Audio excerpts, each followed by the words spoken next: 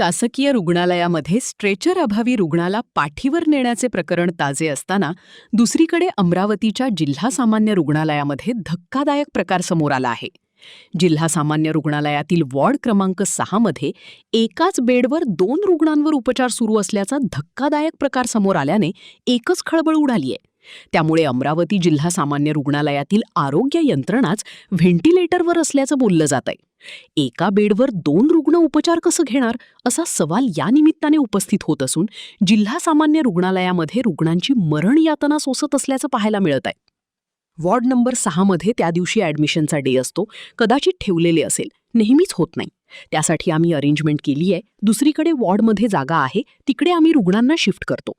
ACS, RMO आणि matron madam यांना ward number 6 मध्ये एका बेडवर 2-2 पेशंट आहे का या संदर्भात विचारपूस केली असताना त्यांनी सांगितले की आम्हाला कधी आढळून आले नाही आणि वॉर्ड नंबर 13 आणि 14चे स्ट्रक्चर ऑडिटसाठी असल्यामुळे आम्ही 13 नंबरचा वॉर्ड हा बंद केला आहे, अशी प्रतिक्रिया डॉक्टर विनोद पवार यांनी दिली.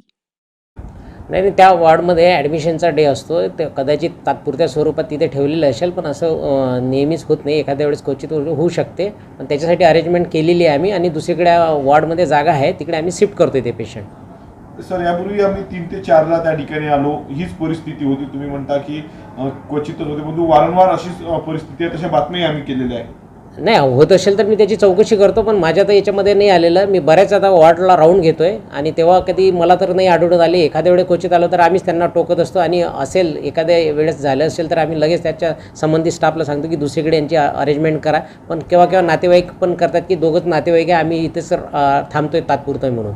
रुग्णांनी सांगितलं की 3-3 दिवस झाले आम्ही एकाच बेडवर आहेत, अशी देखील प्रतिक्रिया काही रुग्णांनी आम्हाला दिलेली आहे. नाही, अशी तर आम्ही आता आमच्या इथं RMO आहेत, ACS आहे, त्यांच्याशी मी चर्चा केली तर असं कधी आढळून आलेलं नाही. आमचे मेट्रन आहे, त्यांच्याशी चर्चा केली, अशी कधी आतापर्यंत आढळून आलेले नाही आहे. ते मागचे स्ट्रक्चरल ऑडिटसाठी आपण हे केलेलं आहे. मागचे त्याचे पिल्लर क्रॅक गेलेले आहे, म्हणून आपण पुढच्या भविष्यात कुठली हानी होऊ नये म्हणून सध्या तात्पुरत्या स्वरूपात बंद ठेवलेले आहे. त्यांचा स्ट्रक्चर ऑडिटचा रिपोर्ट आल्यानंतर मग आपण त्यांच्या निष्कर्षानुसार पुढील कारवाई करू.